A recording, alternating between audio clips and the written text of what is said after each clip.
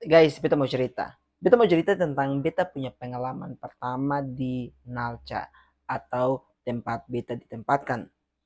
Pertama kali BP itu masyarakat dong sambut baik, dong senyum. Beta melihat bahwa beta penerimaan yang sangat baik. Selain dari itu, kotong pembaran dia langsung angkat bawa ke asrama. Terlihat sekali bahwa dong tuh bersyukur ada kotong, ada guru yang mau datang untuk ajar dong buat andong. Hal yang beta cukup shock adalah dia punya udara. Udara dingin sekali. Beta sudah bisa tahan. Kemana-mana ini harus pakai jaket ataupun baju tangan panjang. Siang-siang juga dingin nah. Apalagi malam ini pun dingin lah. Kau kan pakai bed cover toh. Jadi kalau beta nih kalau tidur terputar-putar, beta sadar gara-gara kedinginan. Jadi beta harus tarik bed cover untuk tubuh beta.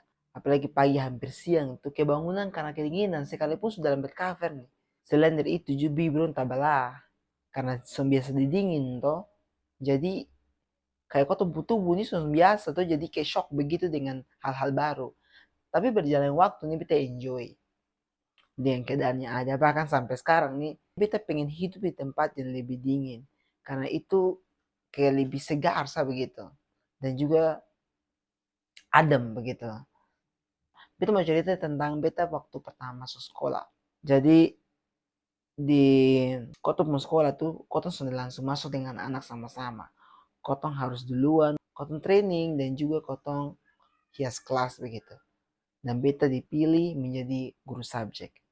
Selain dari guru subjek juga beta mengajar di sekolah negeri yang kalau dari kotong pun sekolah tuh sekitar 100 meter kalau salah. Jadi beta jalan kaki ke sekolah negeri karena beta pun jam mengajar di sekolah swasta nih sedikit.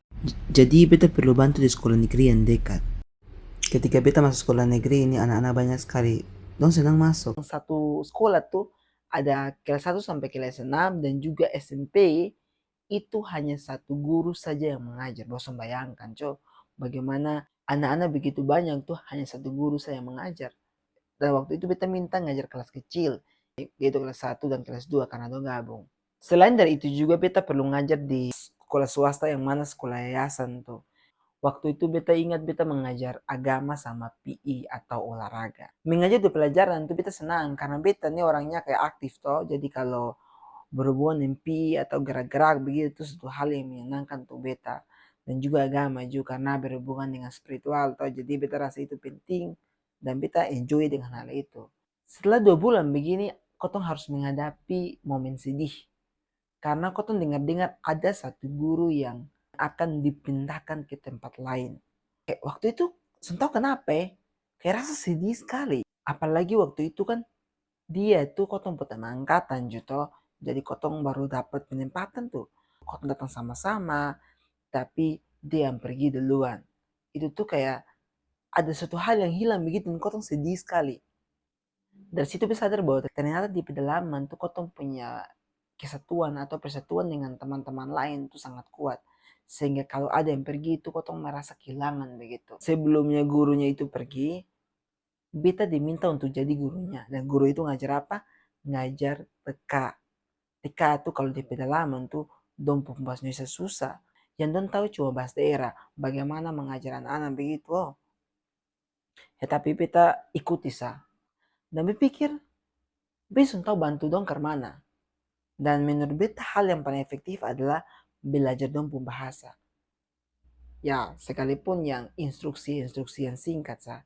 Tapi belajar dong bahasa supaya setidaknya beta bisa arahkan dong begitu. Dan beta mencerita untuk kali ini sekian. Dan selanjutnya beta akan cerita kepada penonton setia dong bahwa cara-cara untuk belajar bahasa baru itu seperti apa. So, nonton video selanjutnya ya.